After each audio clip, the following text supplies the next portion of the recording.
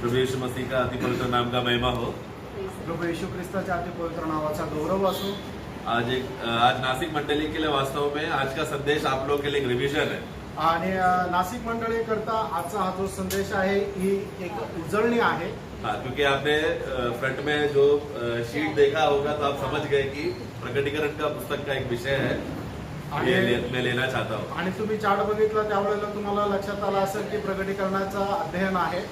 परंतु मैं ऑलरेडी प्रभु का दास ने आपको अच्छे से इस विषय में लिया है, इसलिए वैसे डिटेल स्टडी बाय स्टडी मेरा नहीं रहेगा। बस एक मिला हुआ एक बहुत बड़ा खुशी और आनंद जो काफी समय से था, वो बोझ मैं बस वो खुशी मैं बस आप लोगों के साथ बांटना चाहता हूँ। आणि प्रभूच्या दासाने याच्या संबंधाने सविस्तर तुम्हाला एक एक भाग करून सांगितलं असेल, पण मला जो मिळालेला आनंद आहे खूप दिवसापासून तो तुमच्या सोबत मी वाटू इच्छितो।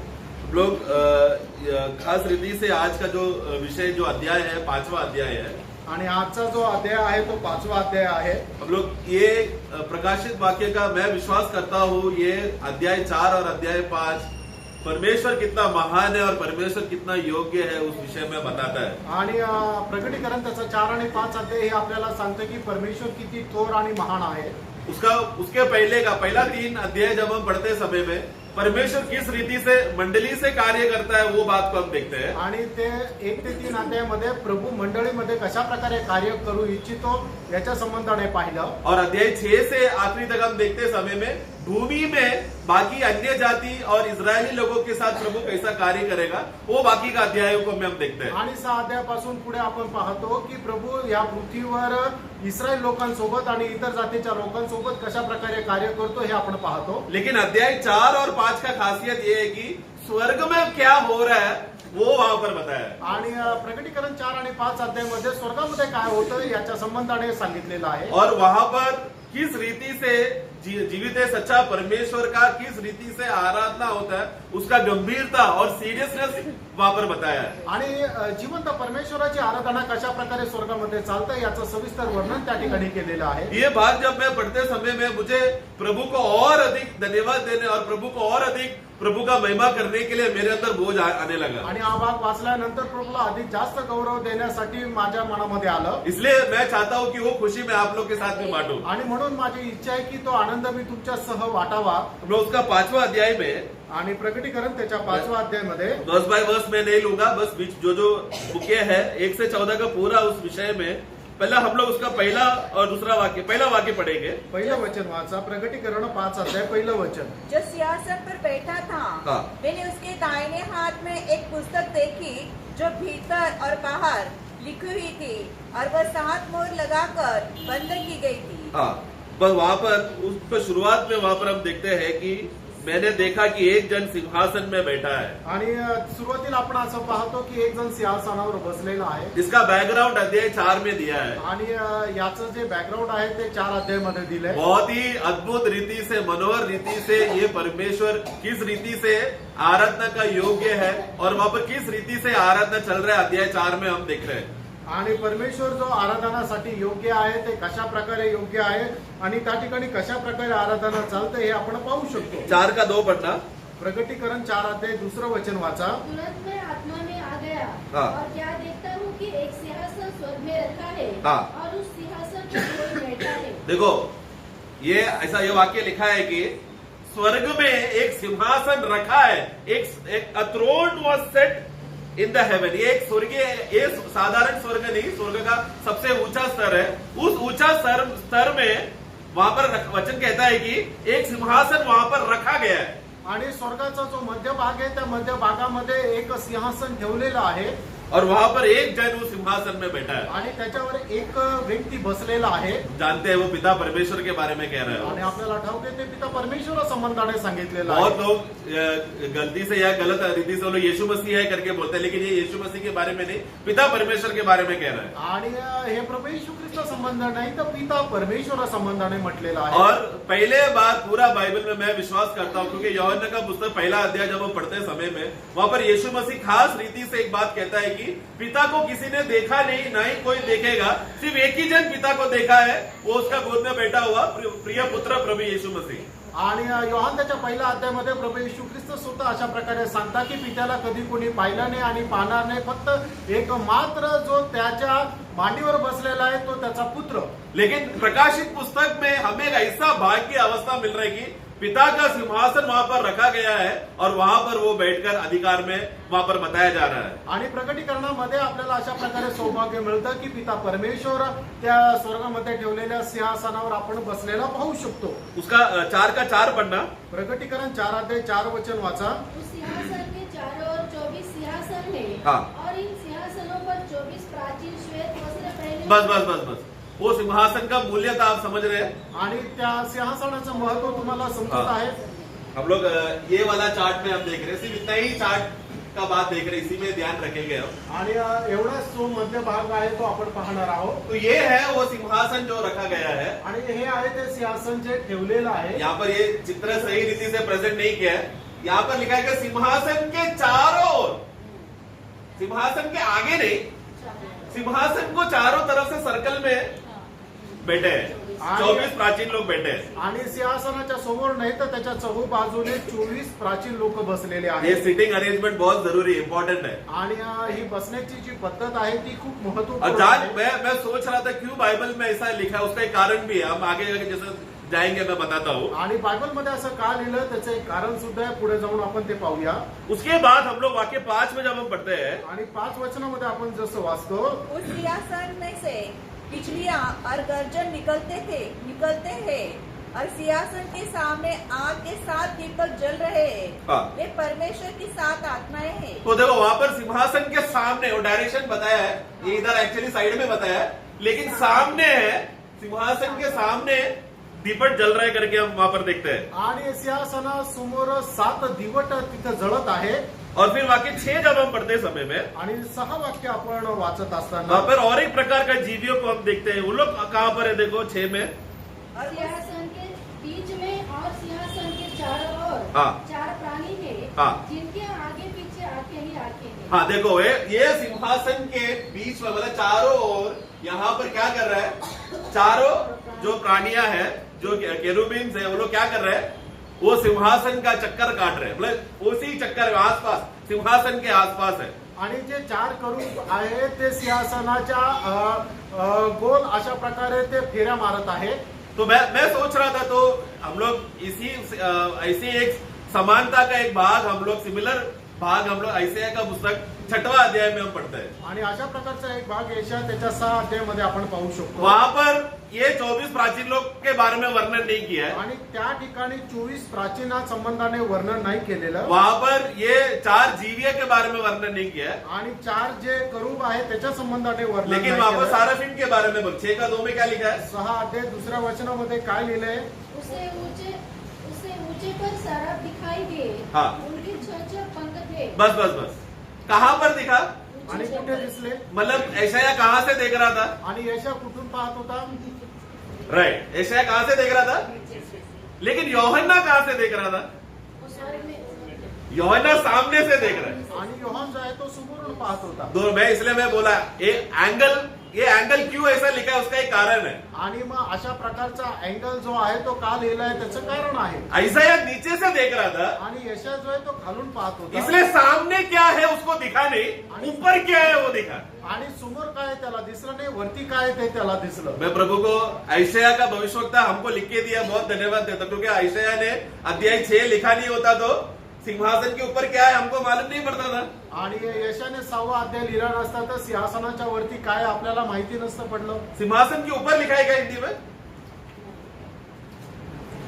वर्स 2 में अबव इट स्टूड, सिंहासन के ऊपर, मराठी में पढ़ना, त्याच्या भोवती सराफी मुली होते. भोवती मतलब उसके ऊपर बाजू में लिखा. ओके ठीक है, वो इंग्लिश में पढ़ते समय वो एक एंगल बताया जा रहा है. क्यों, अभी देखो परमेश्वर का खासियत क्या मालूम है, परमेश्वर को समझने के लिए कभी भी एक नजरिया काफी नहीं है, बहुत सा नजरिया जरूरी है. आणि परमेश्वराला समजण्याकरता आपण एक दृष्टिकोन ठेवून चालणार नाही, तर पुष्कळ दृष्टिकोनाच्या द्वारे आपण परमेश्वराला समजू शकतो. एक उदाहरण के लिए एफेसियों का पुस्तक में इतिहासकाराच्या पत्रामध्ये उसका 3रा अध्याय, त्याचा 3रा अध्याय वाक्य 18, आणि त्याचं 18 वचन, सब पवित्र लोगों के साथ सब पवित्र लोगों के साथ भली भांति समझने की शक्ति पाओ हाँ। कि उसकी चौड़ाई हाँ। और लंबाई हाँ। और ऊंचाई हाँ। और गहराई कितनी है। ये किसके साथ बैठेगा तो मालूम पड़ेगा। आणि कोणासोबत बसल्यानंतर समजेल। हाँ, उधर क्या लिखा है, सब पवित्र संतों के साथ जब हम लोग बैठेंगे, मतलब ये वचन क्या कहना चाहता है, एक विश्वासी के पास कितना भी बड़ा काबिलता क्यों ना हो, वो सिर्फ परमेश्वर का चौड़ाई जान पाएगा, दूसरा विश्वासी लंबाई जानेगा, तीसरा ऐसा हर अलग अलग विश्वासी प्रभु का अलग अलग एंगल को जानता है। लेकिन ये संत लोग जब साथ में आएंगे तो ये चारों दृष्टिकोन साथ में दिखाई देगा। आणि ज्या वेळेला एक विश्वासू परमेश्वराला पाहिजे त्यावेळेला परमेश्वराची त्याला लांबी समजेल, दुसरा बघेल त्याला परमेश्वराची रुंदी समजेल, तिसरा बघेल त्यावेळेला परमेश्वराची उंची समजेल। अशा प्रकारे प्रत्येकाला एक एक एक प्रकारे परमेश्वराचं दर्शन भेटेल। पण ज्या वेळेला सर्व संत लोक एकत्र येऊन बसतील त्यावेळेला त्यांना संपूर्ण परमेश्वराचं दर्शन भेटेल। अब उदाहरण के लिए आपको खुद को ये अनुभव हुआ रहेगा, आप लोग बचपन से एक वचन पढ़ते आ रहे हैं, ये वचन का ये अर्थ समझा होगा, लेकिन एक दिन संगति में आया, प्रभु को दास ने वचन दिया तो अरे ये वचन का अर्थ ऐसा भी है क्या, ऐसा सोचा है कभी। आणि तुम्ही कदाचित एक वचन आहे त्याचं स्पष्टीकरण तुम्हाला प्रगटीकरण एक प्रकारे मिळालेलं असेल, पण ज्या वेळेला तुम्ही संगतीमध्ये येता परमेश्वराचा दास त्याच वचनाचा ज्या वेळेला उलगडा करून सांगतो त्यावेळेला तुम्हाला असं वाटलं असेल अरे या वचनाचा अर्थ असा पण येतो। मतलब हमको खुद को एक एंगल समझा और मंडली में संगति में आया तो दूसरा एंगल, एक ही वचन का अलग अलग अर्थ है, मतलब वही एक ही बात मसीह को ही दर्शाता है लेकिन नजरिया अलग है। आणि ज्याप्रमाणे एका हिऱ्याला पुष्कळ प्रकारे पहलू राहतात हा, yes. त्याचप्रमाणे परमेश्वराचं जे वचन आहे ते वेगवेगळ्या पहलूद्वारे आपण समजू शकतो। क्योंकि परमेश्वर इतना अद्भुत रीति है कि हम लोग कभी भी उनको एक नजरिए से समझेंगे हम अपने आप का ही नुकसान कर रहे हैं। आणि मग परमेश्वर जो आहे तो खूप अद्भुत आणि महान आहे, त्याला जर एकाच दृष्टिकोनातून आपण समजून घेतलं तर त्याच्याद्वारे आपण आपलंच नुकसान करतोय। इसीलिए हम लोग को पूरा बाइबल चाहिए, क्योंकि पूरा बाइबल में लगभग 40 लेखक लोगों ने परमेश्वर का 40 प्रकार का एंगल लिखा है, वो सब हम लोग एक ही पुस्तक से जान रहे हैं। आणि म्हणूनच आपल्याला संपूर्ण बायबल पाहिजे, कारण संपूर्ण बायबल जे आहे ते 40 लेखकाद्वारे लिहिण्यात आलेलं आहे आणि प्रत्येकाने परमेश्वरा संबंधाने एक वेगवेगळा दृष्टिकोन दाखवलेला आहे। तो उदाहरण के लिए 4 सुसमाचार एक ही यीशु के बारे में है, लेकिन चारों सुसमाचार का नजरिया अलग अलग रीति से वो लोग बता रहे हैं। आणि 4 सुवार्ता जे सांगितलेले आहे त्या प्रत्येक प्रभू येशू ख्रिस्त संबंधानेच आहे, पण प्रत्येकाने आपला दृष्टिकोन वेगवेगळा मांडलेला आहे। वो सब एक ही घटना के बारे में बता रहे हैं, लेकिन चारों सुसमाचार पढ़ते तो हम चारों अलग अलग एंगल से प्रभु के बारे में समझते हैं। आणि ते एकाच घटने संबंधाने सांगितलेलं आहे, पण 4 सुवार्ता ज्या वेळेला आपण पाहतो त्यावेळेला वेगवेगळे दृष्टिकोन आपल्याला भेटतात। तो अभी आप लोग समझे रहेंगे ना, प्रकाशित वाक्य अध्याय 4 का 4 में चारों तरफ प्राचीन लोग बैठे थे, वो उसके आजू बाजू में केरूब लोग घूम रहे थे और सिंहासन के ऊपर ऐसा एंगल्स क्यों बाइबल में लिखा है, ये हम लोग उनका सीटिंग अरेंजमेंट समझने के लिए। आणि आपण पाहतो की जे स्वर्गाचं अतिपवित्र स्थान मध्यस्थान आहे त्या ठिकाणी सिंहासन ठेवलेले आहे आणि त्या सिंहासनाच्या चारी बाजूला 24 प्राचीन होते आणि मग त्याच्या अवतीभोवती चक्कर मारणारे 4 प्रकारचे करूब होते आणि सिंहासनाच्या वरती सराफीन होतं। असं वेगवेगळ्या प्रकारे का दाखवण्यात आलेलं आहे, कारण प्रत्येकाचा तो पाहण्याचा दृष्टिकोन वेगवेगळा आहे। और उस 5 का 1 में जब पढ़ते सब इस रीति से अलग अलग एंगल समझने के बाद यूहन्ना ये एंगल को देखने के बाद वो देखता है कि वो वो सिंहासन में बैठा हुआ व्यक्ति के दाहिने हाथ में एक स्क्रोल है, एक पर्ची, एक पुस्तक है। आणि आपण पाहतो की सिंहासनावर जो बसलेला आहे त्याच्या उजव्या हातामध्ये एक पुस्तक आहे। वो आप ये इधर इसमें है, इधर लिखा है, ये वाला दिख रहा है ना सबको। वो हिंदी में पुस्तक करके लिखा है, लेकिन उसको पर्ची एक फोल्ड करके रखा हुआ है, स्क्रोल है वो। मराठीत त्याला गुंडाळी म्हणतात। ओके, ये इस पुस्तक का खासियत क्या मालूम है, वो पढ़ना, वो भाग सिर्फ पढ़ना।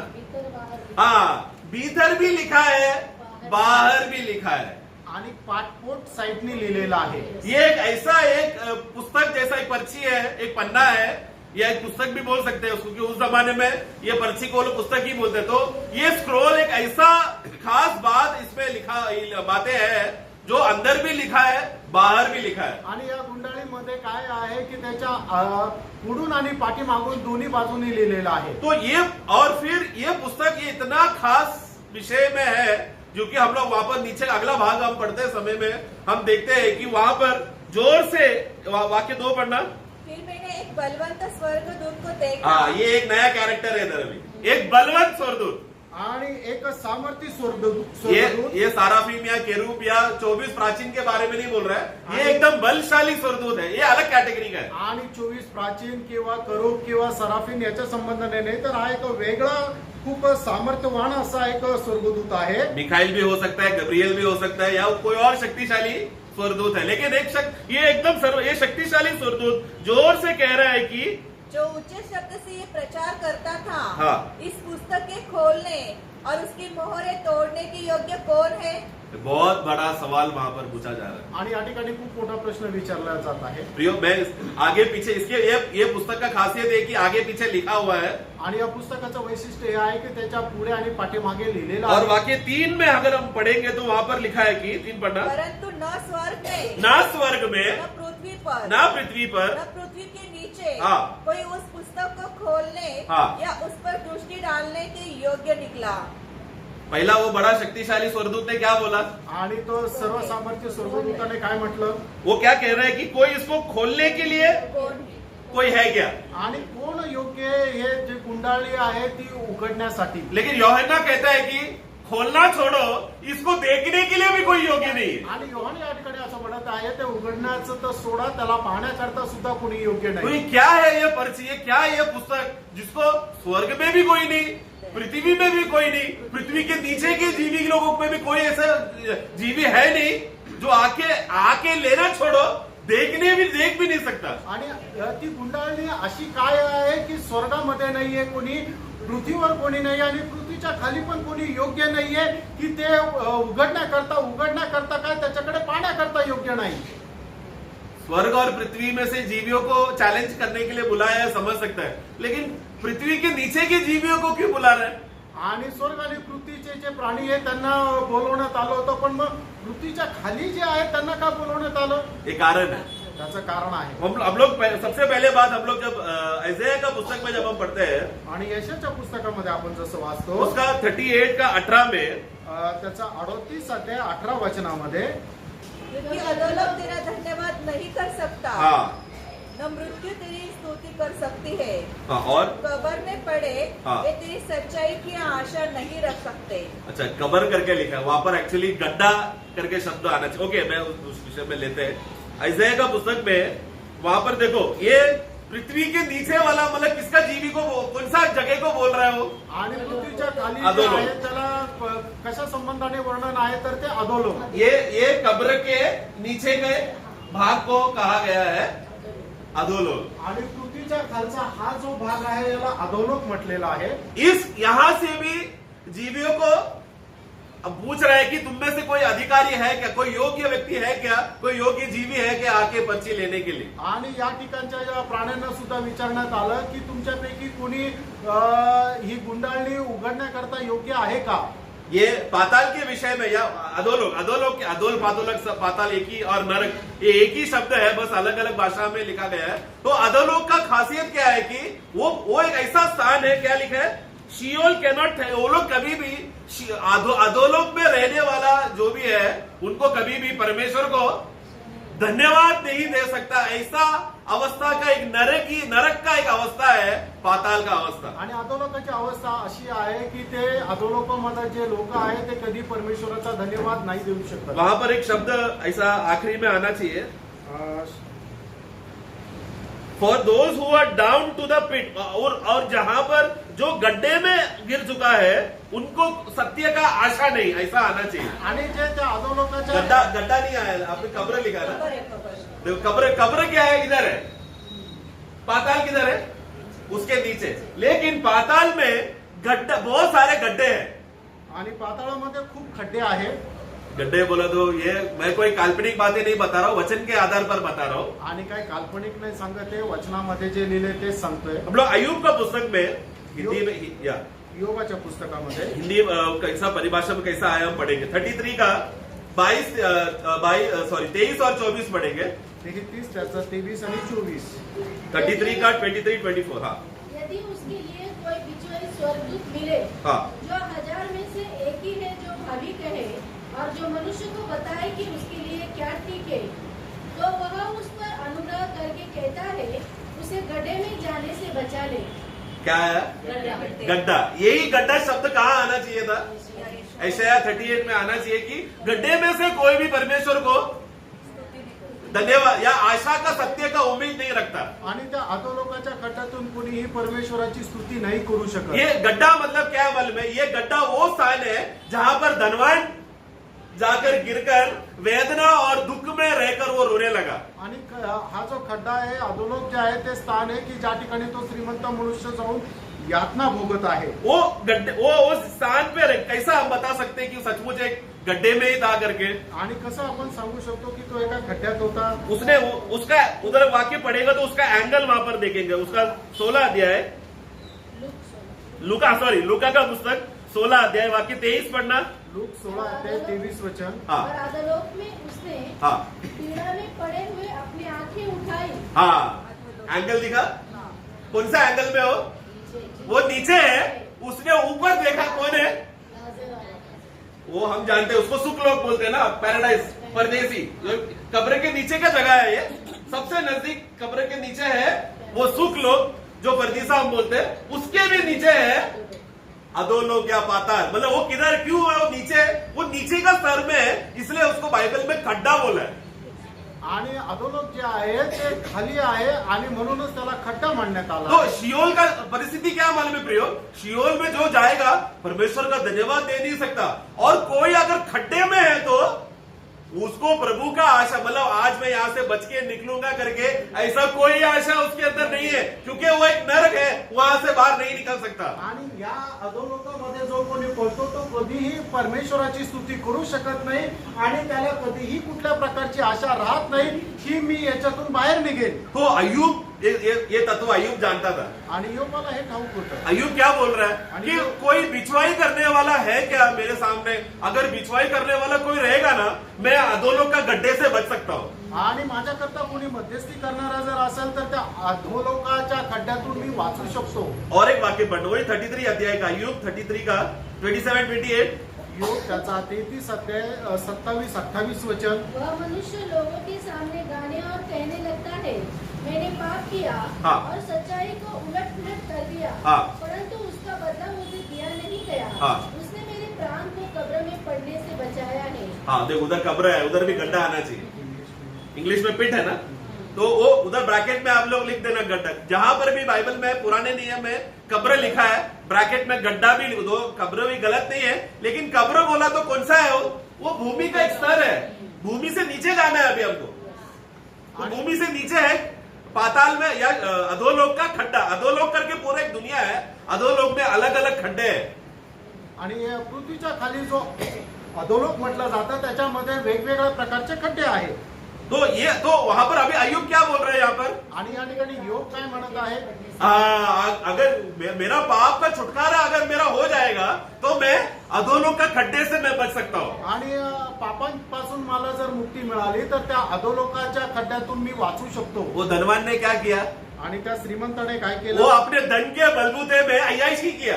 आणि आपल्या धनाच्या त्याच्याकडे पैसे असल्या कारणाने त्याने खूप मौज मजा केली। उसके सामने लाजरस दुखी में और पीड़ा में है, एक यहूदी होने के नाते सेवा करना चाहिए, क्योंकि व्यवस्था में लिखा है कि गरीबों का मदद करना चाहिए। वचन का पालन नहीं किया, वो अपने स्वयं के मनोरंजन में जीने के वजह से जो प्रभु का वचन को नहीं मानता, पुराने नियम में उनको कहां पर डाला जाता था? अधोलोक का खड्डे में। आणि मग तो जो श्रीमंत मनुष्य आहे त्याने वचनाच्या अनुसार त्या लाजरसची मदत करायला पाहिजे होती, पण त्याने केली नाही। आणि मग जे जुन्या करारामध्ये अशा प्रकारचे जीवन जगतात त्यांना मेल्यानंतर त्या अधोलोकामध्ये टाकण्यात येतं। जोना को जब प्रभु ने उसको पकड़ा, आणि प्रभूने ज्या वेळेला जोनाला पकडलं, उसको भी देखो वो एक प्रार्थना कर, दूसरा अध्याय दूसरा वाक्य, योना त्याचं दुसरं अध्याय त्याचं दुसरं वचन। मैंने संकट में पड़े हुए यहोवा की दुहाई दी, हाँ। और उसने मेरी सुन ली। हाँ। अधोलोक के उदर में से मैं चिल्ला उठा। कहां से मैं चिल्लाया? अधोलोक के हाँ करेक्ट। तो देखो जब वो मच्छी के पेट में गया उसका अवस्था क्या हुआ, उसको वो डर गया। मैं परमेश्वर का वचन मान के अगर निन्वा में जाता तो ये अवस्था नहीं, मैंने क्योंकि परमेश्वर का मैंने बात ना मानकर मैं परमेश्वर को टुकरा कर गया, अभी उसका अवस्था क्या है, अधोलोक का अवस्था, मृत्यू मुझे पकड़ लिया।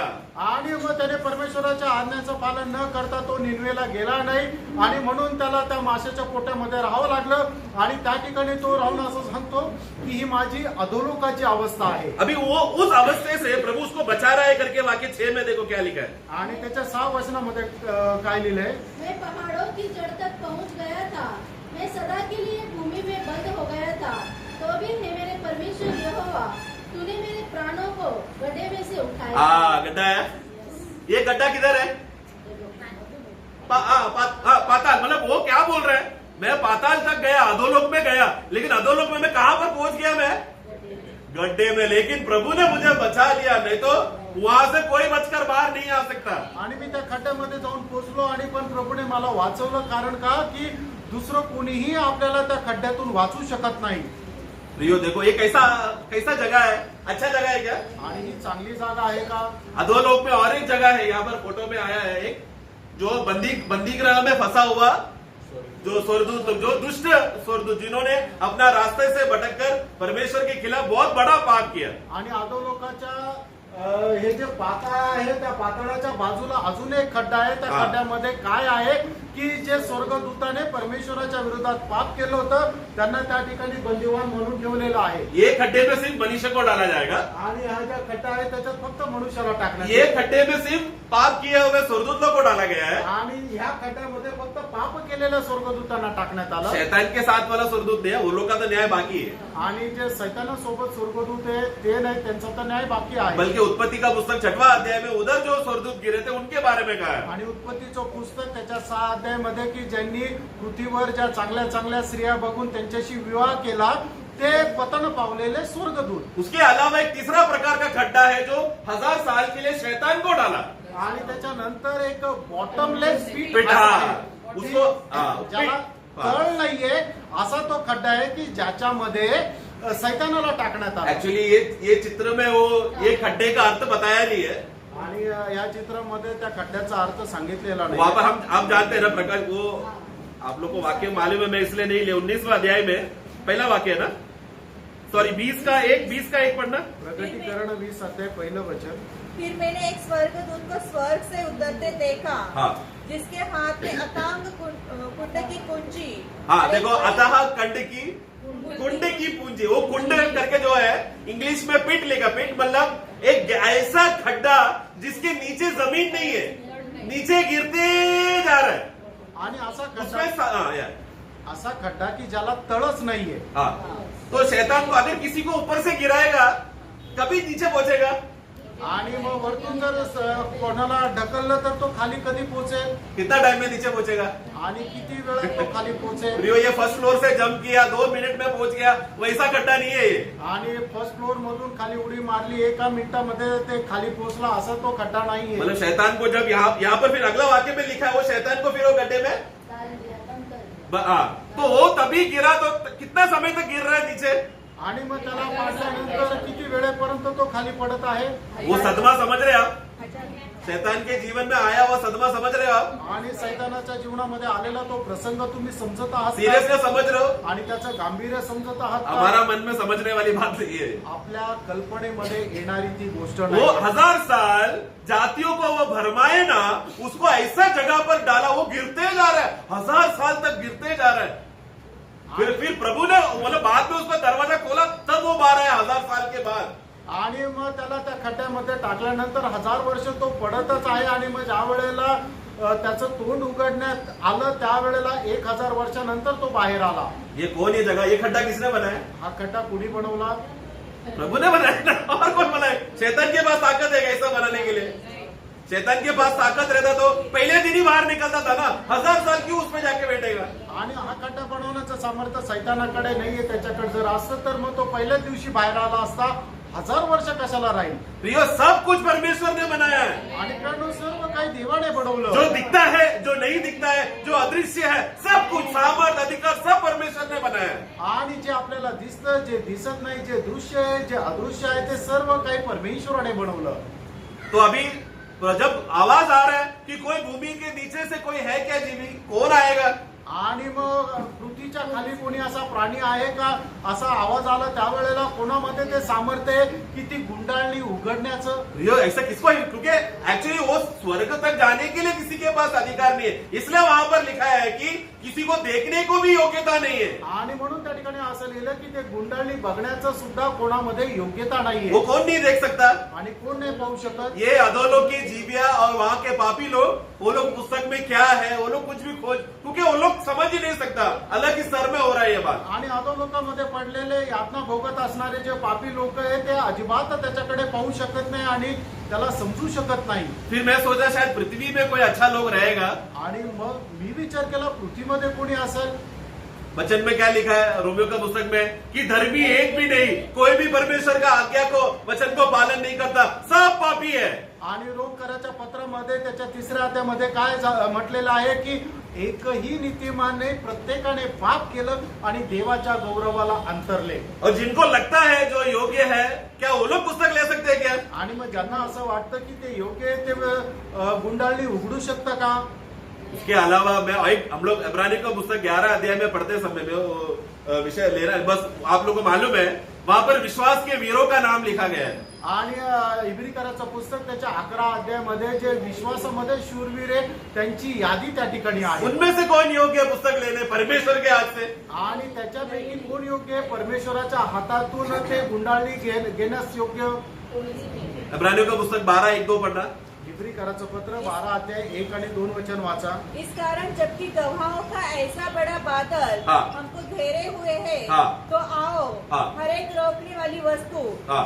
और उलझाने वाले पाप को दूर करके हाँ। वो दौड़ जिसमें हमें दौड़ना है हाँ। धीरज से दौड़े हाँ। और हाँ। विश्वास के करता हाँ। और सिद्ध करने वाले यीशु की ओर ताकते रहे। बस बस बस, हम लोग हमारे एंगल किसको रखने बोला है? आणि आपलं दृष्टी कोणाकडे ठेवायला लावली? इतने बड़े विश्वास की वीर लोग हैं, उनको देखने बोल रहे हैं क्या? आणि विश्वासामध्ये एवढे शूरवीर आहे त्यांच्याकडे बघायला सांगितलं का? अब्राहम विश्वास का पिता है ना, रोमियो का पुस्तक में हम पढ़ते हैं। आणि रोमकराच्या पत्रामध्ये पाहतो की अब्राम जो आहे तो विश्वासणाऱ्यांचा पिता आहे. लेकिन अब्राहम का विश्वास मुझे बचा सकता है क्या? आणि अब्रामाचा विश्वास मला वाचू शकतो का? सिर्फ यीशु मसीह का विश्वास ही मुझे बचा सकता है, क्योंकि उन्होंने विश्वास का कर्ता मेरे अंदर विश्वास को उत्पादन किया, वो यीशु मसीह है। अब्राहम मेरे अंदर विश्वास उत्पन्न नहीं कर सकता।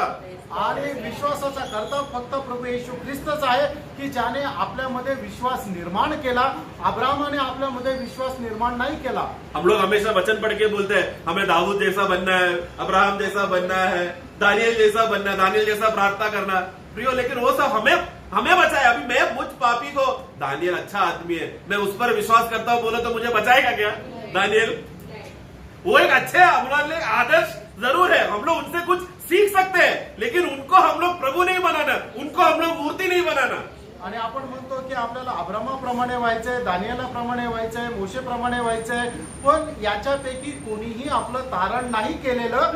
तारण करणारा फक्त प्रभू येशू ख्रिस्तच आहे. म्हणूनच आपण फक्त प्रभू येशू ख्रिस्ताचाच आदर्श घ्यायचा आहे. आणि हे सगळे जे पवित्र लोक आहेत त्यांनी आपल्या करता फक्त एक चांगला आदर्श देऊन गेलेला आहे की जेणेकरून त्यांचा आदर्श पाहून आपणही त्याप्रमाणे एक आदर्शमय जीवन जगू शकतो. तो अधोलोक में भी कोई नहीं है, पृथ्वी में मनुष्य में शायद कोई रहेगा सोचा, वो भी नहीं है। स्वर्ग में कौन है फिर? हाँ? स्वर्ग में कोई तो एक ऊंचा जीवी, अच्छा जीवी होगा ना, जो परमेश्वर के नजर में शक्तिशाली, सामर्थी, परमेश्वर के हाथ से पुस्तक ले सके। हाँ, कोई नहीं। आणि स्वर्गामध्ये सुद्धा बघितलं तर परमेश्वराच्या हातातून ते पुस्तक घेण्याकरता कोणी योग्य नाही. अय्यूब का पुस्तक 4:18 में हम ऐसा पढ़ते हैं। योग त्याचा 4 अध्याय त्याच्या 18 वचनामध्ये आपण असं आप लोग को वाक्य मालूम है कि हाँ पढ़ो। देख वह अपने सेवकों पर भरोसा नहीं रखता हाँ। और अपने स्वर्गदूतों को भी दोषी ठहराता है। प्रभु अपने सेवकों पर भरोसा मतलब इनको कुछ काम दिया तो जिस रीति से वो लोग अच्छे से काम करेगा, लेकिन जो परमेश्वर चाहता है जिस रीति से करना चाहिए वैसा वो लोग नहीं कर पाए, क्योंकि जीवीय सृष्टिया में भी कमियां हैं। आणि परमेश्वराने निर्माण केलेली जी उत्पत्ती आहे त्याच्यावरही परमेश्वर विश्वास नाही ठेवत, कारण त्यांच्यामध्येही कमतरता आहे. गब्रियल को एक बार दानियल प्रार्थना कर रहा था, आणि दानियल प्रार्थना करत होता, उसको दानियल का प्रार्थना देने के लिए वो आया. कितने दिन के बाद आया? आणि दानियलाच्या 20 दिन प्रार्थनेचं या 20 दिन तक वो लड़ाई करता रहा. 21वां दिन में वो पहुंचा. आणि दानियलाच्या प्रार्थनेचं उत्तर देण्याकरता गॅब्रिएल ज्या वेळेला आला त्यावेळेला 20 दिवस तो सैतानाशी मुठभेड करत राहिला आणि 21व्या दिवशी त्या ठिकाणी आला. वो काम अगर प्रभु को दिया होता तो आणि ते काम प्रभूला दिलं असतं तर उसी टाइम में होता था ना. आणि त्याच वेळेला ते झालं असतं. गब्रिएल ने काम पूरा किया, ये सच है, लेकिन वो एक ऐसा कमजोर जीवी है कि उसके पास परमेश्वर जो चाहता है, दानियल प्रार्थना किया तुरंत जवाब दे, ऐसा तुरंत जवाब देने का क्षमता गब्रिएल में नहीं था. 21 दिन लगा उसको. आणि परमेश्वराने दानियलची प्रार्थना ऐकली आणि त्याचं उत्तर दिलं, पण ते उत्तर त्याच्यापर्यंत पोहोचवण्याचं सामर्थ्य गॅब्रिएल मध्ये नव्हतं की तो लगेच जाऊन ते उत्तर देईल. हाँ, और एक वाक्य अय्यूब का 15:16. योग त्याचा 15 अध्याय 15 आणि 16 वचन. देखो अपने पवित्र चरणों पर भी विश्वास नहीं करता, हाँ। और स्वर्ग भी उसकी दृष्टि में निर्बल नहीं है. हाँ, ऐसा है तो अगला वाक्य फिर मनुष्य अधिक घिनौना हाँ। और भ्रष्ट है, देखो। जो कुटिलता को पानी के समान पीता है. देखो मनुष्य का अवस्था क्या बोला है. स्वर्ग परमेश्वर की नजर में ऐसा परफेक्ट नहीं है, तो हे मनुष्य जो कुटिलता को तुम पानी जैसा पीते हो, तुम्हारे पास कोई योग्यता है क्या पुस्तक लेने के लिए. आणि या ठिकाणी योग असं म्हणतो, स्वर्ग सुद्धा परमेश्वरासमोर पवित्र नाहीये, तर हे तुम्ही कुटील मनुष्य जे तुम्ही पाप पाण्याप्रमाणे पीत राहता, तुमची काही योग्यता आहे का परमेश्वरासमोर. लेकिन हमारे यीशु मसीह के बारे में एक गवाही हम पढ़ते हैं अब्रानियों का पुस्तक में आणि इब्रिकराच्या पुस्तकामध्ये प्रभू येशू ख्रिस्त संबंधाने साक्ष आपण- 7:26 में. आणि इब्रिकराचं पत्र 7 अध्याय 26 वचनामध्ये, ऐसा ही महायाजक हमारे योग्य था, हाँ। जो पवित्र हाँ। और निष्कपट हाँ। और निर्मल हाँ। और पापियों से अलग अलग और स्वर्ग से भी ऊंचा. स्वर्ग से भी ऊंचा. यीशु मसीह को स्वर्ग से ऊंचा बनना पड़ा. क्यों? स्वर्ग में भी कमी है, स्वर्ग में भी इम्परफेक्शन है, लेकिन यीशु कौन है? उनमें इम्परफेक्शन नहीं है, स्वर्ग से भी ऊंचा है. आणि प्रभू येशू ख्रिस्ताला स्वर्गापेक्षा उंच व्हावं लागलं, कारण का की स्वर्गामध्ये सुद्धा त्रुटी आहे, म्हणूनच प्रभू येशू ख्रिस्ताला त्याच्यापेक्षा उंच व्हावं लागलं, कारण का की प्रभू येशू ख्रिस्तामध्ये कुठल्याही प्रकारच्या त्रुटी नाहीये. एक बात मैं बोलने भूल गया. आणि एक गोष्ट सांगायला विसरलो. हम जानते हैं प्रभु का मृत्यू होने के बाद में, वो क्रूस में वो मर जाने के बाद प्रभु कहाँ पर गया? आणि प्रभू येशू ख्रिस्त मेल्यानंतर प्रभू कुठे गेला? अधोलोक में गया ना. आणि अधोलोकात गेला ना. ऐसा मानते हैं कि 3 दिन प्रभु उधर ही था. आणि आपण असं मानतो की 3 दिवस प्रभू तिथेच होता. उस 3 दिन में अधोलोक में सबसे पवित्र व्यक्ति कौन था? आणि त्या 3 दिवसामध्ये अधोलोकामध्ये सगळ्यात पवित्र व्यक्ती कोण होता? अब्राहम नहीं, इसाक नहीं, याकूब नहीं. अब्राहम से भी श्रेष्ठ देखो इधर है, सोलोमन से भी श्रेष्ठ देखो इधर है, दाऊद से भी. प्रियो, यीशु मसीह कौन है? वो जिधर गया सबसे श्रेष्ठ व्यक्ति वो है. आणि त्यानं प्रभू येशू ख्रिस्त कोण आहे, तो सगळ्यात जास्त असा पवित्र व्यक्ती आहे. तो प्रभु का पर्सनैलिटी ऐसा है कि वो जिस दुनिया में जाओ, स्वर्ग में जाओ या भूमि में रहो या अधोलोक में जाओ, श्रेष्ठता सबसे श्रेष्ठ वही है, योग्य वही है. आणि त्यानं प्रभू येशू ख्रिस्त असा आहे की तो स्वर्गात असू द्या, पृथ्वीवर असू द्या किंवा अधोलोकामध्ये असू द्या, सगळ्यात जास्त श्रेष्ठ तो प्रभू येशू ख्रिस्तच आहे. ये क्लिक योहन्ना को नहीं मिला, इसलिए वो रोने लग गया. अरे कोई नहीं है क्या पुस्तक लेने के लिए. आणि हे ज्ञान योहानाला भेटलं नाही म्हणून तो रडू लागला की हे पुस्तक घेण्याकरता कोणी योग्य नाही का. प्राचीन बोलता है कि अरे तू रोना नहीं, क्योंकि यहूदा गोत्र का सिंह है. ये यहूदा गोत्र का सिंह का खासियत क्या मालूम है क्या योहन्ना? ध्यान से सुन. वो है ना, स्वर्ग से भी श्रेष्ठ है, पृथ्वी से भी श्रेष्ठ है, अधोलोक से भी श्रेष्ठ है. इसलिए मैंने चैलेंज किया, कोई है क्या तीनों लोगों से ये पुस्तक लेने के लिए? कोई नहीं था. आणि मग त्या प्राचीन योहानाला म्हटलं की रडू नको, यहूदा गोत्राचा सिंह जो आहे तो त्याच्याकरता योग्य आहे, कारण का तो स्वर्गात पेक्षाही श्रेष्ठ आहे, पृथ्वीपेक्षाही श्रेष्ठ आहे आणि अधोलोकापेक्षाही श्रेष्ठ आहे. प्रियो, इसके लिए और वो मेमना के बारे में टाइम जल्दी हो गया, टाइम जल्दी जा रहा है. उस मेमना को वो मेमना वहां पर कैसा था? वाक्य 6 में 5:6 प्रकटीकरण 5 अध्याय 6 वचन. तब मैंने उस सिंहासन और चारों प्राणियों हाँ। और उन प्राचीनों के बीच में मानो एक वध किया हुआ मेमना खड़ा देखा. कहां पर देखा? सिंहासन हाँ देखो, एंगल देखो क्या बता रहा है उधर, सब एंगल जरूरी है। कहां पर देखा? पहला एंगल क्या है? सिंहासन सिंहासन और चारों प्राणियों और चारों प्राणियों और उन प्राचीनों के बीच में और वो प्राचीन जो चारों तरफ घेरे हुए हैं, उन सबके बीच में वध किया हुआ। वध किया हुआ मेमना, मामला मानो वध किया हुआ मेमना वहां पर इन सब के बीच में है। आणि मग त्या ठिकाणी वधिलेला कोकरा त्या सगळ्यांच्या मध्ये मी बघितला। सेंटर ऑफ अट्रैक्शन कौन है? सबसे बड़ा केंद्र विषय कौन है? व्यक्ति कौन है वहां पर? आणि सर्व आकर्षण बिंदू कोण आहे? तर प्रभू येशू ख्रिस्त, तो वधिलेला कोकरा। अभी एक सवाल मैं पूछता हूँ, आता एक प्रश्न विचारतो, ये मेमना किसके बीच में खड़ा है? आणि हा जो कोकरा आहे तो कोणाच्या मध्ये उभा आहे? मेरा सवाल समझा? प्रश्न समजला का? 24 प्राचीन के बीच में, चारों जीवियों के बीच में, सिंहासन के बीच में मेमना खड़ा है, तो मेमना किसके बीच में खड़ा है? 24 प्राचीनच्या फालतू मध्ये क्या आहे, सवाल पूछ रहे हो? 24 प्राचीनच्या मध्ये आहे, सिंहासनाच्या उसका- मध्ये हा, आहे, या. तर पण ऍक्च्युली हा वधिलेला कोकरा कुठे उभा आहे? वो चौथा अध्याय में नहीं है उसका जवाब। आणि त्याचं उत्तर चौथ्या अध्यायामध्ये नाही। उसका पहला अध्याय त्याचा पहिला अध्याय 13 पढ़ना, त्याचं किसके बीच में? 13 पढ़ना, 13 वचन और वाचा। उन दीवटों के बीच में किसके बीच में? दीवटों के मंडल के बीच हाँ, मंडल के बीच। एक बहुत बड़ा गहरा अर्थ मैं बताने जा रहा हूँ। आणि एक खूप गहन अर्थ मी सांगायला जात आहे। ये दीपट क्या है? आणि हे जे दिवट आहे ते काय आहे? मंडली है। 7 मंडळे आहेत। 7 हम लोग- दिवट म्हणजे 7 मंडळे आहेत। हम लोग प्रकाशित वाक्य अध्याय 4 का 1 में जब मैंने अध्याय 4 का 1 पढ़ा, वहां पर वो वाक्य ऐसा शुरुआत करता है, यूहन्ना ऊपर आ, मैं तुझे आगे की बात बताता हूँ। आणि हे योहान वरती आहे, मी तुला पुढच्या गोष्टी सांगतो। उस बात को पढ़कर हम लोग समझते हैं कि चर्च का रैप्चर हो गया, चर्च अभी ऊपर चला गया, क्योंकि आगे अभी घटनाएं जो होने वाला उसके लिए है। आणि मग या ठिकाणी काय झालं की चर्च मंडळी जी आहे ती प्रभू सोबत उचलल्या गेली आणि मग त्याच्यानंतरच्या पुढच्या गोष्टी आहेत। लेकिन उस जवाब से मैं तृप्त नहीं था, खुश नहीं था। आणि त्या प्रश्नाच्या द्वारे उत्तराद्वारे मी समाधानी नव्हतो। यूहन्ना सचमुच मंडली का भाग है, लेकिन मंडली को प्रतिबिंबित करके वो रैप्चर हो गया करके, मतलब वहां से मंडली रैप्चर्ड है करके, ये नजरिया मुझे, मतलब भले ही वो सत्य है लेकिन मुझे वो हजम नहीं हो रहा था। आणि मग मंडळी उचलल्या गेली, हे खरं जरी असलं तरी मला ते पचल्या नाही गेलं। वाकई, लेकिन चौथा अध्याय में आणि प्रगटीकरण 4थ्या अध्यायामध्ये उसका 5 पढ़ा। आप लोग ये वाक्य पढ़ा, लेकिन ध्यान से पढ़ा के मालूम 4 का 5 पढ़ना। उस सिंहासन में से बिजलियां हाँ और गर्जन निकलते हैं हाँ और सिंहासन के सामने हाँ। आग के 7 दीपक जल रहे हैं। ये कौन सा 7 दीपक है? मंडली है। मतलब यूहन्ना जब ऊपर चढ़ा और वो उस स्तर में पहुंचा, तो उधर क्या देख रहा है? ऑलरेडी मंडली पहले से उधर पहुंचा है। आणि मग ज्या वेळेला योहान वरती चढला त्यावेळेला त्याने काय पाहिलं की मंडळी अगोदरच तिथे आहे। वहां पर देखो, मंडली वो जल रहा है करके लिखा है। आणि त्या ठिकाणी जळत आहे असं म्हटलेलं आहे। पहला अध्याय में जल रहा है करके नहीं लिखा है। आणि पहिल्या अध्यायामध्ये ते जळत आहे असं नाही लिहिलेलं।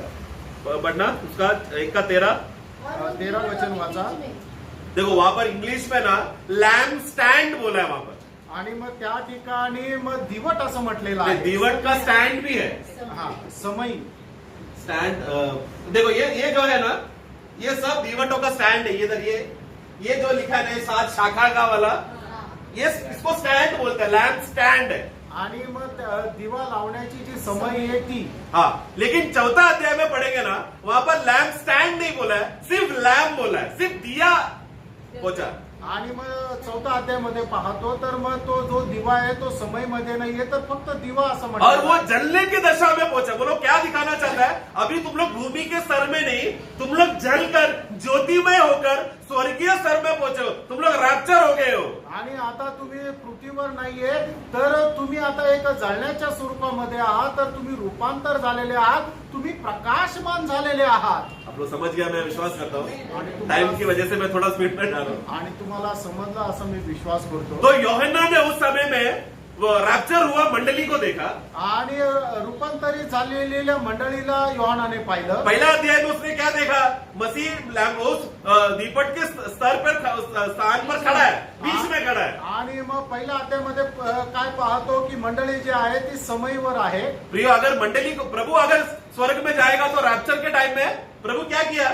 मंडली को भी लेकर गया। आणि मग प्रभू ज्या वेळेला स्वर्गामध्ये गेला त्यावेळेला तो मंडळीला सुद्धा घेऊन तो गेला उस मंडली के बीच में कौन खड़ा है? आणि त्या ये मेमना।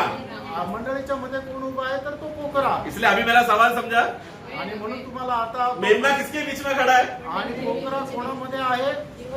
ये वचन के अनुसार ये चित्र गलत है, लेकिन आप लोग समझ गए, मैं विश्वास करता हूँ। आणि तुम्हाला समजलं असेल, मी असा विश्वास करतो की प्रभू येशू ख्रिस्त जो आहे तो 7 मंडळांमध्ये उभा आहे. मतलब पूरा वहां पर केंद्र बिंदु 2 लोग हैं। आणि त्या ठिकाणी केंद्रबिंदू 2 लोक आहेत. कौन कौन? Praise the Lord. मेमना और मंडली सभी जीवियों का केंद्र बिंदु हो गया उधर। आणि मंडळी आणि पोकरा जो आहे तो सर्व प्राण्यांचा केंद्रबिंदू आहे. जानते हैं वो 7 मंडली पूरा सावित्री मंडली को प्रदर्शित करते हुए है। वो प्रकाशित वाक्य 2 अध्याय से शुरू होता है। मतलब जितना भी नया जन्म पाए हुए विश्वासी है वो सब क्या हो गए? भूमि में था तो हमको नहीं मालूम। अभी मैं अतुल पर को देख रहा तो मुझे थोड़ी ये चमकते हुए दिख रहा है, लेकिन ये कौन है? परमेश्वर का एक दीपक है जो प्रभु ने पृथ्वी पर रखा है। लेकिन कब जलेगा? हमारा शरीर कब तेजो में होगा? प्रभु का आगमन होकर रैप्चर। वही वहां पर लिखा है अध्याय 4 में, जलता हुआ दीपक वहां पर है। आणि प्रभूने आपल्या मंडळीला त्या समयीमध्ये ठेवलेलं आहे की जे आपण आता पृथ्वीवर आहेत, आपण आता जळत नाहीये, पण ज्या वेळेला आपण रूपांतरित होऊन प्रभू सोबत जाऊ त्यावेळेला काय हो की आपण त्या दिव्याप्रमाणे जळत राहू आणि आपण रूपांतरित होऊन प्रकाशमान होऊन जाऊ. उसका 9वां वाक्य में ये सब अवस्था को देखकर सारा प्राचीन और 24 बुजुर्ग लोग वो लोग आराधना करके एक नया गीत वहां पर गाया। वाक्य 9। वे यह गीत गाने लगे, हाँ। तो इस पुस्तक के लेने हाँ देखो, अभी वहां पर पुस्तक का विषय वापस आया। पुस्तक को लेने और इसकी मोहर खोलने की योग्य। देखो, पुस्तक लेने के बाद मोहरे खोलने के लिए भी तू योग्य है। आणि ते पुस्तक घेतल्यानंतर त्याचा शिक्का तोडायलाही पण तू योग्य आहे. क्यों? क्योंकि तूने वध होकर हाँ अपने लहू से हाँ हर एक कुल हाँ और भाषा हाँ और लोग हाँ और जाति में से परमेश्वर के लिए लोगों को मोल लिया है. हाँ। अभी ये पुस्तक का खासियत मैं बताता हूँ। आणि या पुस्तकाचं वैशिष्ट्य मी सांगतो. पहला हमने देखा कि ये पुस्तक में अंदर में भी लिखा है, बाहर भी लिखा है। आणि पहिले हे आपण पाहतो की पुस्तकाच्या आतून पण लिहिलंय आणि बाहेरून पण परंतु लिहिलंय. ये पुस्तक में ऐसा क्या खासियत है कि मेमना को लहू बहाकर वो पुस्तक को लेना पड़ा? आणि या पुस्तकामध्ये असं काय वैशिष्ट्य आहे की कोकऱ्याला आपलं रक्त सांडून ते पुस्तक घ्यावं लागलं. क्योंकि योहन्ना ने मेमना को कैसा देखा? कारण योहानाने त्या कोकऱ्याला कसं पाहिलं? वध किया हुआ मेमने की रीति, मतलब एक बलिदान वहां पर देख रहा है। आणि एक बलिदान त्या ठिकाणी आपण पाहतो. उस बलिदान का खासियत यह है कि सब कुल में से, गोत्र में से, भाषा में से नया जन्म पाया हुआ विश्वासियों का नाम पुस्तक के अंदर लिखा है। आणि मग सर्व प्रकारच्या कुळातून, सगळ्या प्रकारच्या जातीच्या लोकांतून जे निवडलेले लोक आहेत त्या सगळ्यांची नावं त्याच्यामध्ये लिहिलेली आहे. अंदर लिखा है, अंदर लिखा है। बाहर किसका नाम लिखा रहेगा?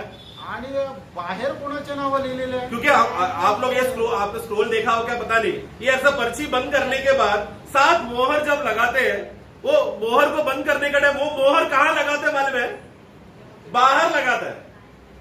आणि मग ज्या वेळेला तो जो हा, स्क्रोल असतो yes. तो स्क्रोल अशा प्रकारे राहतो Yes. आणि त्याला जो शिक्का मारलेला राहतो तो बाहेरून मारलेला असतो. देखो, इसके अंदर भी नाम लिखा, अंदर भी लिखा है, बाहर भी लिखा है। आणि याच्या आतमध्ये पण लिहिलेलं आहे आणि बाहेरून पण लिहिलेलं आहे. अंदर के लोगों का मतलब कौन है? जिनके लिए यीशु मसीह ने, वो मेमना ने लहू देकर, मोल दाम देकर खरीदे हुए लिखे हुए लोगों का नाम है। आणि आतमधल्या बाजूमध्ये कोणाचे नावं लिहिलेले आहे की ज्यांना प्रभू येशू ख्रिस्ताने आपलं रक्त देऊन विकत घेतलेले लोक आहेत त्यांची नावं लिहिलेली आहे. लेकिन बाहर के ऊपर क्या लगाया है? आणि वरती काय लावलेलं आहे? 7 मोहर।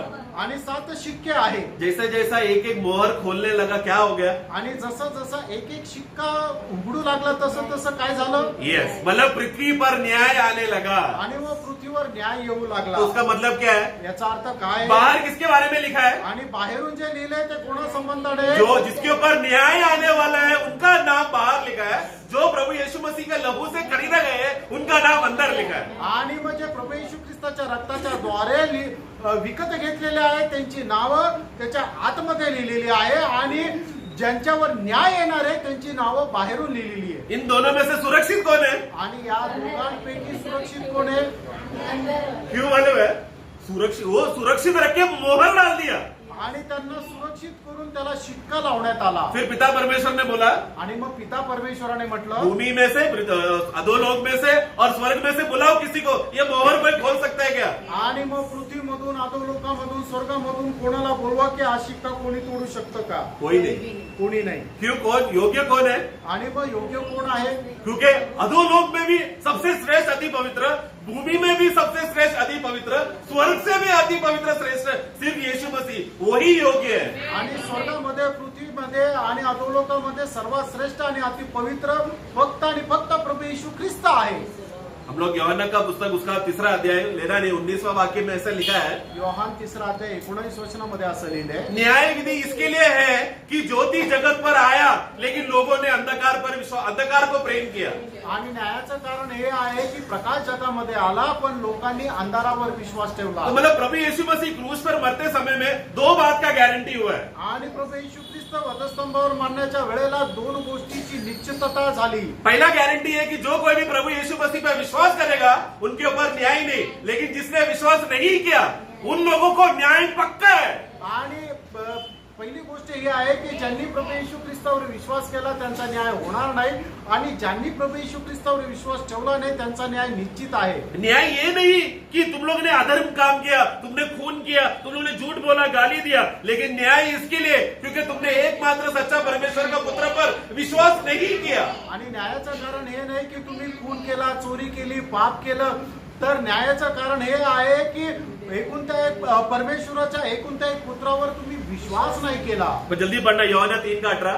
योहान 3 अध्याय 18 जो उस वचन. पर विश्वास करता है हाँ. उस पर दंड की आज्ञा नहीं होती, हाँ. परंतु जो उस पर विश्वास नहीं करता वह दोषी ठहर चुका, हाँ. इसलिए कि उसने परमेश्वर के एकलौते पुत्र के नाम पर विश्वास नहीं किया. हाँ, इसके लिए नहीं क्योंकि उसने कुछ बुरा काम किया या वो पापी है, इसके लिए क्योंकि उसने जीवित है परमेश्वर का पुत्र प्रभु यीशु मसीह पर विश्वास नहीं किया, इसके लिए दंड आया. आणि एक मनुष्य पापी काय, त्याने पाप केलं म्हणून तो पापी आहे असं नाही, तर मग त्याने परमेश्वराच्या पुत्रावर विश्वास नाही केला म्हणून तो पापी आहे. ये बात स्वर्गदूत लोकांना समजली. ये बात वो प्राचीन लोग 24 प्राचीन लोग समझ गए, आणि ही गोष्ट ते 24 प्राचीन लोक और समजले, 4 जीविया भी समझ गया कि आणि ते 4 करूप लोक पण समजले कि एक व्यक्ति का प्राण को अगर बचाना है तो वो सिर्फ यीशु मसीह से हो सकता है, बाकी कोई भी जीवियों से भी नहीं हो सकता. आणि एका व्यक्तीचा जर जीव वाचवायचा आहे तर त्याला कोणाकुणही ते योग्य नाहीये, कोणीच योग्य नाहीये, तर फक्त त्याच्या करता प्रभू येशू ख्रिस्तच योग्य आहे. क्योंकि हम जानते हैं भजन संगीता 49 में हम लिखा है, हे मनुष्य तेरा प्राण का जो दाम है बहुत मूल्य है. 8 और 9 में लिखा है, कौन तुझे बचाएगा, कौन तुझे बता सकता. एक भाई दूसरा भाई को प्राण का चुनौती का दाम नहीं दे सकता क्योंकि दाम बहुत महंगा है. आणि स्तोत्र 49 त्याच्या 8 आणि 9 वचनामध्ये लिहिलेलं आहे की मनुष्याचा जीव जो आहे तो खूप बहुमूल्य आहे, त्याच्या बदल्यामध्ये कोणी काही देऊ शकत नाही. ये घटना को देखने के लिए वहां पर वाक्य 11 5 का 11 प्रकटीकरण 5 अध्याय 11 जब वचन. मैंने देखा हाँ. तो उस सिंहासन हाँ. और उन प्राणियों हाँ. और उन प्राचीनों के चारों ओर एंगल समझ गया, समझ रहे ना. हाँ, चारों ओर. बहुत से स्वर्गदूतों का शब्द सुना, हाँ. जिनकी गिनती लाखों और करोड़ों की थी. हाँ. और वे ऊंचे शब्द से कहते थे, हाँ. वध किया हुआ मेमना ही हाँ. सामर्थ और धन हाँ. और ज्ञान और शक्ति हाँ. और आदर और महिमा और धन्यवाद के योग्य है. देखा, अभी वहां पर परिस्थिति बदल गया. आणि आता त्या ठिकाणची परिस्थिती बदलली. प्रियो, वो सभी जीवी उधर के पहले तो सिर्फ स्वर्गदूत अपने प्राचीन लोग और 4 जीविया ही आराधना और दंडवत कर रहे थे, लेकिन तुरंत क्या हो गया, मेमना ने जैसे ही पुस्तक ले लिया तो उनके भी चारों तरफ, ये 24 प्राचीन जो चारों तरफ यहाँ पर बैठा है, उनके भी ऊपर करोड़ों करोड़ों अनगिनत स्वर्गदूत लोग मंडराने लगकर जोर से एक शब्द में बोलने लगे, योग्य है, मेमना योग्य है, मेमना योग्य है. आणि मग ज्या वेळेला प्रभू त्या कोकऱ्याने ते गुंडाळी ते पुस्तक घेतलं आणि त्याचे शिक्के तोडले, त्या वेळेला फक्त 24 प्राचीन नाही तर त्याच्या आजूबाजूला असणारे करोडो स्वर्गदूत सुद्धा म्हणू लागले की हे पुस्तक घेण्यास आणि त्याचे शिक्के तोडण्याकरता फक्त कोकरा, जो वधिलेला कोकरा आहे तोच योग्य आहे. इसके बाद अभी ये स्वर्ग में चल रहा है. आणि हे स्वर्गात चालू आहे. वाक्य 13 त्याचं 13 13 और 14 13 यस 13 बस. फिर मैंने स्वर्ग में और पृथ्वी पर स्वर्ग में, पृथ्वी पर और पृथ्वी के नीचे पृथ्वी के नीचे और समुद्र की सब सृजी हुई वस्तुओं को और समुद्र में भी सब सृष्टि हुई सृजी हुई जीवियों को, और सब कुछ को जो उनमें है, हाँ, और में जितने भी जीविया है, सब लोगों ने क्या किया? यह कहते सुना, सब लोगों ने कहने लगा, जो सिंहासन पर बैठा है, जो सिंहासन पर बैठा है पिता परमेश्वर और बैठा है, हाँ। उसका और मेमने का धन्यवाद, और उस मेमना प्रभु यीशु मसीह, उसका धन्यवाद हो और आदर, हाँ। और महिमा, हाँ। और राज्य युगानुयुग रहे। प्रियो, आमेन। अधोलोक के लोग परमेश्वर को धन्यवाद दे रहे हैं। आणि जे अधोलोकाचे लोक आहेत ते परमेश्वराला धन्यवाद हमने देतात. आइज़ाया में क्या पढ़ा? आणि याच्यामध्ये आपण वो एक काय ऐसा वातावरण है, वहां पर धन्यवाद दे नहीं सकता. आणि अधोलोकामध्ये अशा प्रकारे आहे की लोक त्या ठिकाणी परमेश्वराला धन्यवाद नाही देऊ शकत. क्यों तब तक धन्यवाद नहीं दे सकते थे? आणि तोपर्यंत परमेश्वराला धन्यवाद का नाही देऊ क्योंकि शकत? परमेश्वर के हाथ से पुस्तक लेने के लिए कोई नहीं है ना. आणि परमेश्वराच्या हातातून ते पुस्तक घेण्याकरता कोणी योग्य नाही लेकिन भेटलं. यीशु मसीह ने क्या किया 2000 साल पहले? आणि प्रभू येशू ख्रिस्ताने 2000 वर्षापूर्वी काय उस केलं? क्रूस में मरकर, लहू बहाकर अपने लिए अलग गोत्र में से, अलग भाषा में से, अलग अलग जातियों से में से एक ग्रुप को उसने अपने ओर खींचकर लहू बहाकर लिया. तो जैसे उन्होंने लहू का दाम पिता परमेश्वर को दे दिया, तुरंत पिता के हाथ से पुस्तक यीशु मसीह को मिला. आणि मग प्रभू येशू ख्रिस्ताने 2000 वर्षापूर्वी वधस्तंभावर आपलं पवित्र रक्त सांडून प्रत्येक जाती, प्रत्येक कुळातून, प्रत्येक भाषेमधून आपल्याकरता काही लोक जे आहेत ते विकत घेतले. आणि मग ज्या वेळेला त्याने आपलं पवित्र रक्त परमेश्वराकडे अर्पण केलं, त्या वेळेला त्याने ती पुस्तक त्या परमेश्वराच्या हातातून घेतलं. नरक का हिस्ट्री में पहले बार, अधोलोक का हिस्ट्री में पहले बार एक आराधना वहां पर हुआ. आणि नरकाच्या धन्यवाद दिया ना वो लोग ने. आणि नरकाच्या त्या इतिहासामध्ये पहिल्यांदा असं झालं की त्या लोकांनी परमेश्वराला धन्यवाद दिला, त्याची आराधना केली. बस 2 मिनट में ले रहा हूं. आणि 2 मिनिटं घेतो क्षमा करना समय ले रहा था. आणि क्षमा करणं वेळ जास्त ये घेतो. वाक्य पढ़ते समय में मुझे तुरंत और एक वाक्य याद आया. आणि हे वाक्य वाचत असताना लगेच एक वाक्य कौन मुझे मदद करेगा? ऐसा एक वाक्य लिखा है कि स्वर्ग में भी, पृथ्वी में भी और भूमि के नीचे पिता परमेश्वर का महिमा के लिए सब घुटने झुककर सब जवान बोलेंगे, यीशु मसीह ही प्रभु है, परमेश्वर का महिमा के लिए. कहां पर लिखा है? फिलिपियों का पुस्तक 2 अध्याय 10-11. कि जो स्वर्ग में जो स्वर्ग में और पृथ्वी पर और पृथ्वी पर, और पृथ्वी के नीचे पृथ्वी के नीचे अधोलोक भी, आमीन, वे सब यीशु के नाम पर वो सब यीशु मसीह के नाम पर घुटना टेके. सब लोग. कौन कौन? स्वर्ग में, पृथ्वी पर, अधोलोक के लोग कभी घुटने टेके क्या जिंदगी में? नरक में जाने वाले के अंदर कौन सा पश्चाताप है प्रियो? लेकिन उस दिन सब घुटने टेकेंगे और परमेश्वर पिता की महिमा और के लिए परमेश्वर पिता की महिमा के लिए हर एक जीव हर एक जीव अंगीकार कर ले कि यीशु ही प्रभु है. यीशु मसीह ही प्रभु है. आणि मग त्या वेळेला अधोलोक, पृथ्वी आणि स्वर्गातले सगळे लोक जे आहेत ते येशू ख्रिस्तासमोर आपले गुडघे टेकतील आणि पिता परमेश्वराच्या गौरवाकरता या गोष्टीचा अंगीकार करतील की येशू ख्रिस्तच प्रभू आहे. गलतफहमी में नहीं रहना. आणि कुठला गैरसमज मध्ये नका. जो कोई भी यीशु मसीह को प्रभु करके बोलेगा वो उनको नया जन्म होगा करके हम पढ़ते हैं. लेकिन अधोलोक में जाकर कोई यीशु मसीह प्रभु है बोला तो उनको उद्धार नहीं है प्रियो. आणि तुम्ही या शरीरामध्ये राहत असताना, या पृथ्वीमध्ये राहत असताना येशू ख्रिस्ताला आपल्या जीवनाचा प्रभू म्हणून जर स्वीकारलं तर निश्चितच तुमचं आता तारण होईल. पण या ठिकाणी हा जो भाग वाचलेला आहे त्या स्वर्गामध्ये ते लोक ते प्रभू येशू ख्रिस्ताला प्रभू म्हणून नाव घेतील, त्याचा स्वीकार करतील, त्याचा अंगीकार करतील, पण त्या वेळेला त्यांचं तारण होणार नाही. वो यातना जगह पर वो यातना का थोड़ा चटका वो धनवान को लगा तो अब्राहम पिता अब्राहम बोलकर भक्ति दिखाया ना. आणि मग बट उस दिन भक्ति का फायदा होगा? आज का समय है, उद्धार आज का दिन है.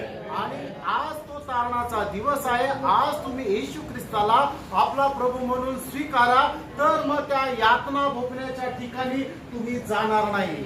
लेकिन आराधना यहाँ पर खत्म नहीं होगा. आणि या ठिकाणी आराधना संपणार नाही. लोगों को क्या लगता है? पाताल में जाने वाले लोगों को लगता है अरे मैं परमेश्वर का आराधना करना नहीं पड़ेगा, क्योंकि उन लोग अंधकार को पसंद करते थे, उन लोग शैतान का आराधना करते थे. हमें परमेश्वर का आराधना नहीं करना पड़ेगा बोलकर गलत फहमी में जी रहे हैं. लेकिन वचन में लिखा है कि परमेश्वर ने एक दिन नियुक्त करके रखा है.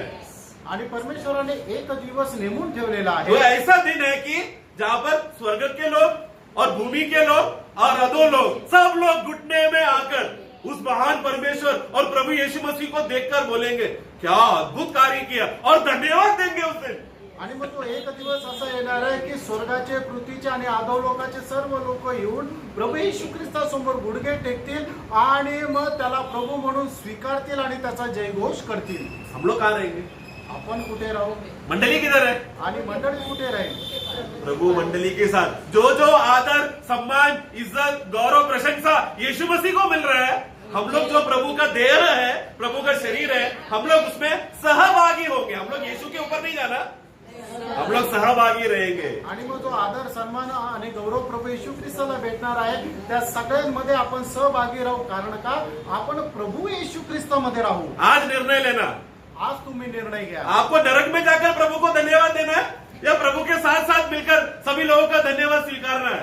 आणि मग तुम्हाला नरकामध्ये जाऊन प्रभूला धन्यवाद द्यायचा आहे का तुम्ही आता प्रभूचा स्वीकार करून येणाऱ्या त्या युगामध्ये मला प्रभू सोबत राहून सर्व लोकांचा धन्यवाद स्वीकारायचा आहे. प्रियो, प्रभु के लोगों का स्वर्ग में मिलने वाला आदर कितना बड़ा है प्रियो. आणि प्रभूच्या लोकांना स्वर्गामध्ये मिळणारा आदर किती मोठा हमने आहे. क्या कार्य किया? आपण काय काम केलं हमने कौन सा पर्वत तोड़ा? आणि कुठला डोंगर आपण कुछ हलवला नहीं किया, सिर्फ विश्वास. आणि आपण फक्त विश्वास केला. सीधा विश्वास किया. प्रभु के साथ हम कंधे से कंधा मिलाकर साथ में खड़े रहकर प्रभु के सामने हम लोग. आणि आपण फक्त प्रभूवर विश्वास केला आणि मग प्रभूच्या खांद्याला खांदा मिळून आपण प्रभू सोबत आहोत. प्रियो, स्वर्ग में हम लोग सेंटर ऑफ अट्रैक्शन, हम लोग केंद्र बिंदु रहेंगे. स्वर्गदूत लोग आकर सेवा करेंगे. मालिक आज क्या सेवा है बोलकर सब लोग उधर, कितने स्वर्गदूत है अनगिनत, सब लोग उड़ उड़ के आएंगे मंडली को देखने के लिए. यीशु मसीह ने जिन जिन लोगों के लिए लहू बहाकर दहन दिया, ये लोग कैसे अद्भुत, इतना श्रेष्ठ जीवी है बोलकर हम लोग को दंडवत करने आएंगे प्रियो. आणि मग मंडळीचे लोक जे आहेत ते स्वर्गामध्ये सेंटर ऑफ अट्रॅक्शन राहील, म्हणजे सगळ्यांचं आकर्षण केंद्रबिंदू राहतील आणि मग स्वर्गदूत येऊन आपली सेवा करतील. प्रियो, इसलिए मैं बोला अध्याय 4 और 5 रेवलेशन प्रकाशित पुस्तक का सबसे बड़ा प्रकटीकरण है, क्योंकि ऐसा संभव हुआ ही नहीं है. आणि म्हणून मी तुम्हाला सांगतो प्रकटीकरणाचं पुस्तक 4 आणि 5 अध्याय जो आहे ते प्रकटीकरणाच्या पुस्तकाचा सगळ्यात मोठा एक प्रकटीकरणाचा अध्याय आहे. उसके बाद 1000 साल फिर युगानुयुग यही प्रकार का आराधना चलते आणि रहेगी. मग त्याच्यानंतर 1000 वर्ष युगानुयुग हीच आराधना चालू राहील. इसलिए नरक में जाकर व्यर्थ मुंह से धन्यवाद देना नहीं, अभी प्रभु के उपस्थिति में सच्चे मन से नया जन्म पाकर एक सच्चा आराधना का भागी हो प्रियो, ताकि हम लोग प्रभु के साथ में रहे. आणि म्हणून हे नरकामध्ये गेल्यानंतर प्रभूला येशू ख्रिस्ताला तुम्ही प्रभू म्हणून नका स्वीकारू, तर आता या जगामध्ये राहत असताना तुम्ही येशू ख्रिस्ताला आपला प्रभू म्हणून स्वीकारा. म्हणजे येणाऱ्या त्या युगामध्ये तुम्ही इतर लोकांचा धन्यवाद स्वीकारू शकाल. प्रभु का महिमा हो. प्रभूचा गौरव हो.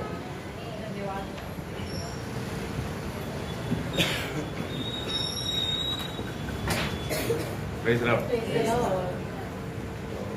प्रभु ने एक रिविजन स्टडी दिया तो समझने में कितना आसानी हुआ. आप लोगों को सबको समझ में आया.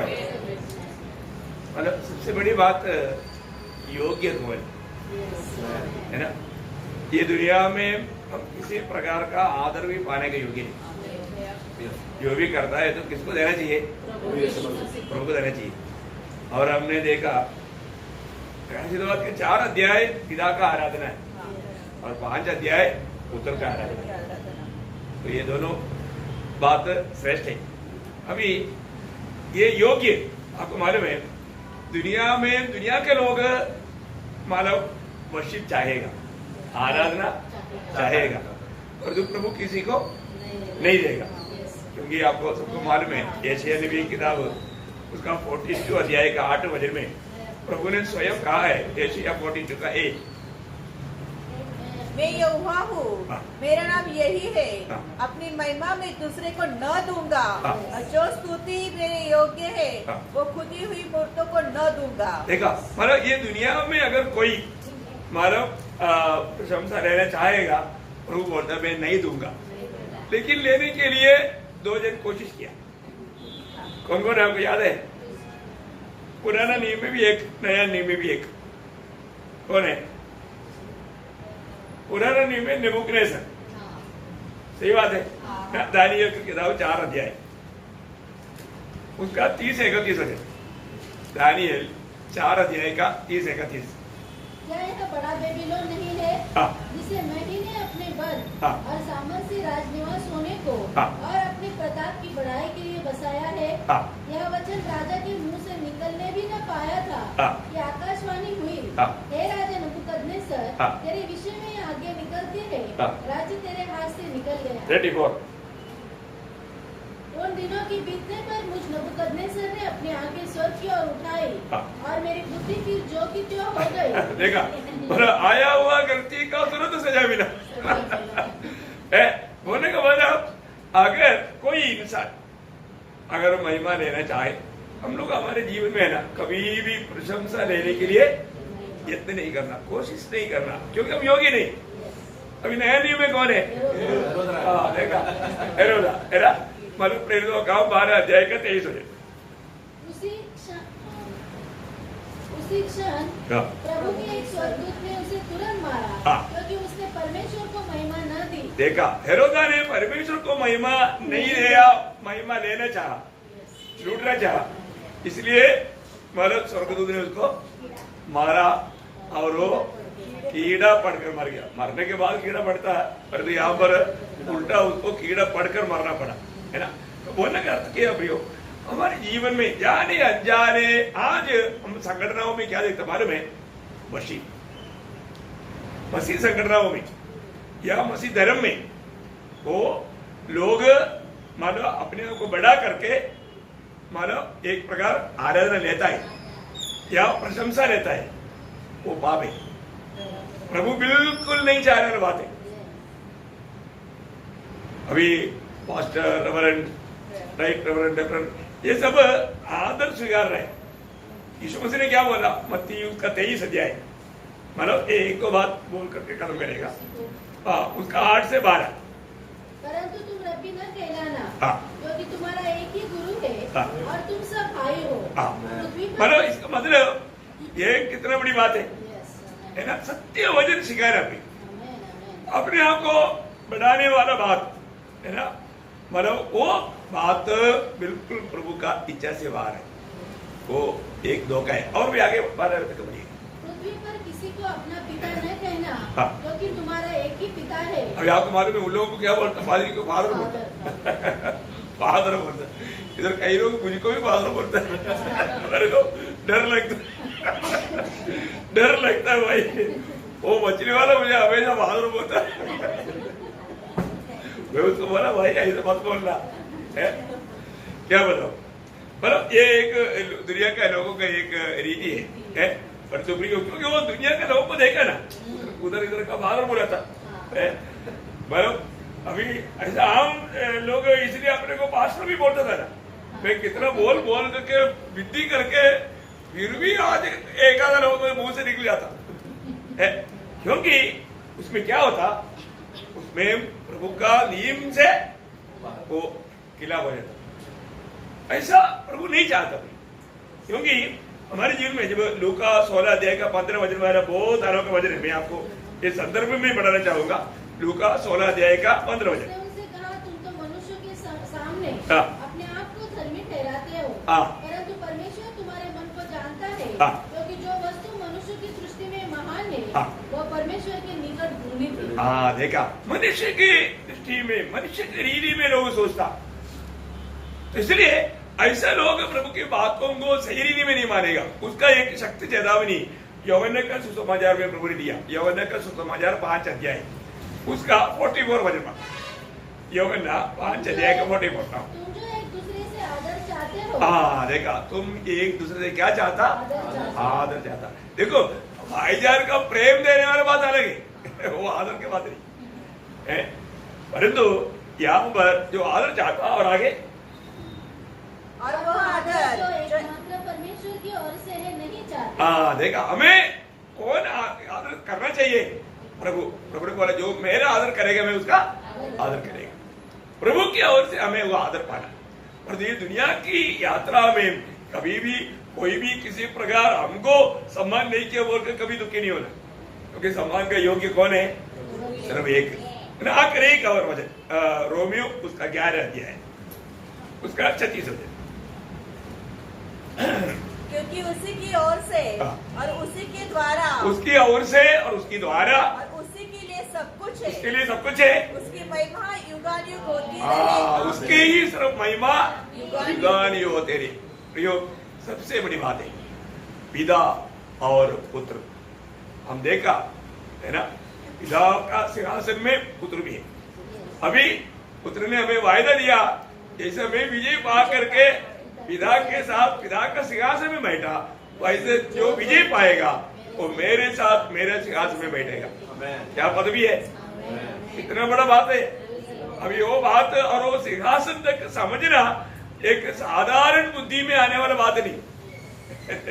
अभी हम क्या समझेगा, पूरा मंडली पूरा मंडली बोलेगा तो संख्या में कितना है, प्रेज़ लॉर्ड। और वो प्रभु के साथ विजय लोग कितने लोग रहेगा, है ना, वो सब यीशु मसीह के साथ वो सिंहासन में बैठेगा। कैसा सिंहासन देगा, अपन भावना कर सकता नहीं, ये हमारा भावना के अंदर आने वाला बात नहीं, परंतु ये बात सच्चे होने वाला बात है। हम प्रभु के साथ बीबल में बोले ना, अभी जैसे यीशु मसीह है वैसे हम उसको देखेगा। इसका मतलब क्या, हम लोग कहां तक उसको समझ सकता, हम लोगों को उसका समझने का अभी तक हमारा ये बड़े इतना बड़ा नहीं हुआ। बहुत बड़ी बात है, बहुत बड़ी बात है ना। लेकिन वो अनुभव प्रभु का वचन में जो लिखा है, सत्य लिखा है ना। मैं प्रभु को बहुत धन्यवाद देता हूँ कि प्रभु ने और भी मतलब रिफ्रेशन का किताब कोई भी आकर के कुछ बात बोलेगा तो नासिक मंडली के लिए सब एक रिविजन है, एक और भी कुछ बातों को फिर से एक बार याद आने के लिए कारण आ जाएगा। तो मैं प्रभु को धन्यवाद देता हूँ। मानो प्रभु हमको और भी आनंददा की बात है ना, क्योंकि हमेशा स्वर्ग में जो प्रभु का आराधना होता है और हम प्रभु का चेहरा देख करके उसकी आराधना करेगा, ये बहुत श्रेष्ठ बात है। प्रभु को महिमा मिले। प्रभु का वचन बोलने के लिए प्रभु दास को भी प्रभु ने सामर्थ दिया और सुनने वालों को बढ़ाने के लिए उंडेला। प्रभु ने अपने नाम को महिमा किया। सारे महिमा प्रभु। आमीन।